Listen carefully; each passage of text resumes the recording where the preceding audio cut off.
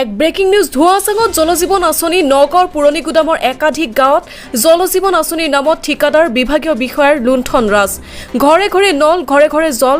নগাঁৱৰ পুৰণি গুদামৰ কাষৰী গাঁও কলংপাৰ হালুৱা গাঁও আদিত ঘৰে ঘৰে নল বহুৱালে ঠিকেই সেই নলেৰে পানী কিন্তু নোলায় উৎকট গৰমৰ বতৰত এটুপি বিশুদ্ধ খোৱা পানীৰ বাবে হাহাকাৰ কৰিছে এতিয়া উক্ত গাঁৱৰ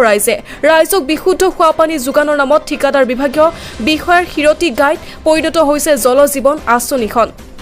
গাঁও পুৰণি গুদাম কাষৰী গাঁও কিমান দিনৰ পৰা আপোনালোকে পানী পোৱা নাই খোৱা পানী আপোনাৰ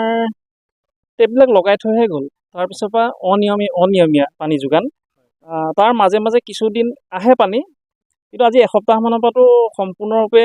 বিকল হৈ আছে পানী অহাই নাই আজি এনে আপোনালোকে কোনোবা উদ্বোধন কৰ্তৃপক্ষক জনাইছিল উদ্বোধন কৰ্তৃপক্ষ বুলি ইয়াত যোনে আমাৰ স্থানীয় যিটো ৱাটাৰ ছাপ্লাই প্ৰজেক্ট তাত যিজনক লগ পাওঁ পানী দিয়া কৰাৰ ক্ষেত্ৰত তেখেতকহে লগতহে যোগাযোগ কৰিছোঁ তেখেতে কৈছে কিবা ইলেক্ট্ৰিফিকেশ্যনৰ কিবা প্ৰব্লেম হৈ আছে যাৰ কাৰণে পানী দিব পৰা নাই কিন্তু সেইটোতো কাৰণ হ'ব নোৱাৰে ইয়াত আপোনাৰ কিমানমান মানে বসবাস কৰে ৰাইজে ইয়াত মিনিমাম 50 ঘৰমান মানুহে ইয়াত বসবাস কৰে আজিলৈকে 50 ঘৰ মানুহে আপোনাৰ পানী নাই আগতে আহিছিলে পানী কিন্তু আজি এবছৰমানৰ প্ৰতি ভিতৰুৱা অঞ্চলকেইটাত এই চুবুৰীবিলাকে পানী অহাই নাই কিন্তু বাকী আপোনাৰ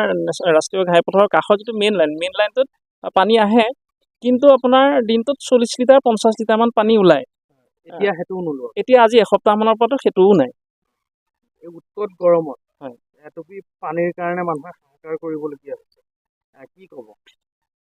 চৰকাৰে আঁচনিবিলাক ঠিকেই দিয়ে ডাঙৰ ডাঙৰ হৰ্ডিংবিলাক ধুনীয়াই লাগে দেখি পেলাই চৰকাৰী কাৰ্যালয় এটাৰ সন্মুখত গ'লে যেতিয়া আমি দেখোঁ তাত ধুনীয়া যে প্ৰত্যেক ঘৰ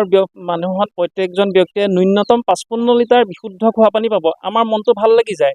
কিন্তু যেতিয়া মানে বাস্তৱত যেতিয়া এঘৰ মানুহত প্ৰত্যেকজন ব্যক্তিয়ে 55 লিটাৰ পানীটো দূৰৰে কথা সৰ্বমুঠ 55 লিটাৰ পানী নোলায় তেতিয়াহে অকণমান মনত দুখ লাগে কিয় আমাৰ এই অঞ্চলটোত দমকলৰ পানীখিনি খুবেই আইৰণ যাৰ কাৰণে মানুহে এই জল জীৱন মিছনৰ এই পানীখিনিৰ ওপৰতে নিৰ্ভৰশীল কিন্তু যিহেতু এতিয়া এই বিগত কিছুদিনৰ পৰা এই পানীখিনিৰ পৰা আমি বঞ্চিত হৈ থাকিব লগা হৈছে তাৰ বিনিময়ত নগাঁৱৰ পৰা বিভূতি বৰাৰ ৰিপৰ্ট সুহানা লাইভ